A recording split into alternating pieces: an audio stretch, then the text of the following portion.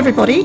Today I'm going to talk to you about post-traumatic stress disorder, anxiety and panic, and the triggers behind those panic attacks. I'm Jane Green. I'm a master's degree qualified counsellor and I've had 27 years experience in education and the mental health field for children and adults. I'm having outstanding results helping people with anxiety, and I have a free group page called Hervey Bay Anxiety and Depression, which anyone is welcome to join no matter where you live in the world. Make sure you hit the subscribe button to keep this channel free. Also turn notifications on so that every time there's a new video uploaded, you will be notified. Would love a like.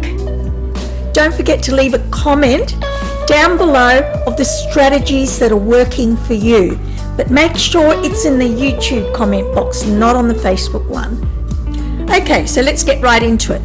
Now, the first thing I want to tell you is that you have certain amount of senses. I'm sure you're probably aware of these, and they are sight, smell, hearing, touch, and taste. Now, those senses are the triggers that sometimes evoke memories that come to your mind in pictures. As I've always said, we think in pictures.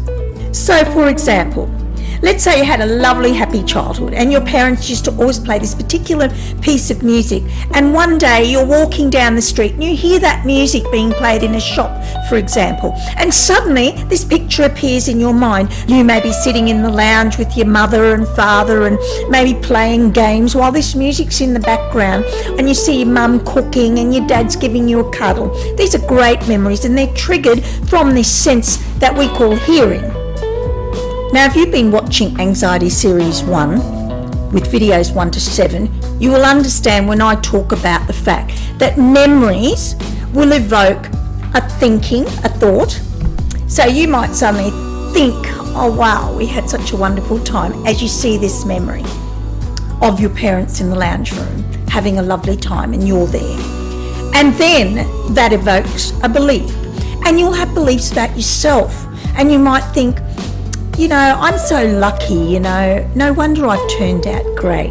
No wonder I'm so confident, and no wonder I've achieved so well. Okay, so these beliefs about yourself are really positive things about yourself. And then that leads to an emotion. So that memory has triggered a belief and then an emotion, and the emotion is happy feelings or good feelings. Your feel-good chemicals are rushing around in the brain and you're feeling great.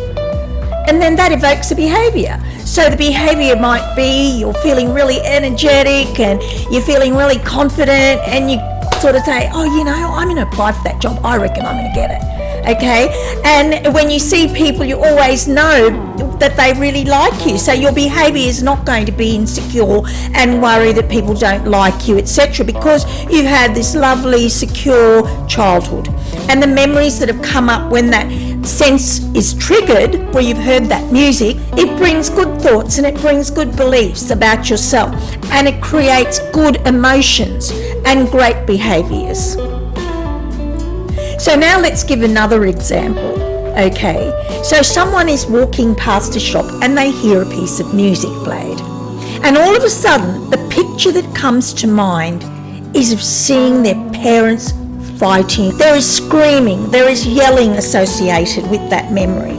Perhaps that memory has evoked, for example, sexual abuse that they've had happen to them.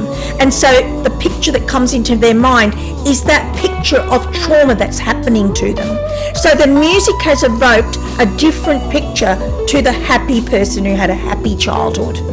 So this particular sense that we have, which is hearing, can trigger a lot of memories according to your own life experience and what you've actually been through. As discussed in video 8, I talk about soldiers, returned servicemen, who can suddenly hear a loud noise like something dropping and banging against the ground, and automatically they go back into that fearful situation they had faced when they were actually in a war zone. As you can imagine, when you're in the war zone, you'd be hearing guns going off and people screaming and people running from each other. You'll be able to have like 1,000 sounds going through your head. So naturally, when something drops and they hear a loud noise, the hearing of that loud noise triggers a memory back in the war zone. It's like a gunshot going off, and it triggers that memory. It is followed by the beliefs, emotions and behaviour. And so, if it's only once or twice that's triggered, they probably won't go into fight or flight. It might just give them a bit of a fright. However, if that memory is continually triggered through that sense of hearing or any other senses, sight, smell, taste and touch, then over time, because it is associated with fearful thoughts, let's face it, being in a war and seeing all death, guns shooting and people dying would be fairly terrifying. So the fear factor will build up, and remember that the amygdala is our fear center of the brain and gives strength to emotions. So what the amygdala is doing is trying to protect that person, and so it will send a message to the hypothalamus. The hypothalamus will send a message to the pituitary gland. The pituitary gland will release cortisol. Too much cortisol will release adrenaline, and when adrenaline is released, our heart starts pounding and we go into fight and flight, because that's the role of the amygdala, to protect us from danger. And actually, although we are not in danger, because of the terrible fear we're experiencing when that memory emerges, the amygdala puts us into fight or flight, because the amygdala is actually there to protect us from a dangerous, fearful situation. And again, of course, those memories would be associated with fearful thoughts. And again, the amygdala will kick in if it's triggered repeatedly, and that memory keeps on surfacing, and we get those feelings and emotions and those behaviours where we're terrified.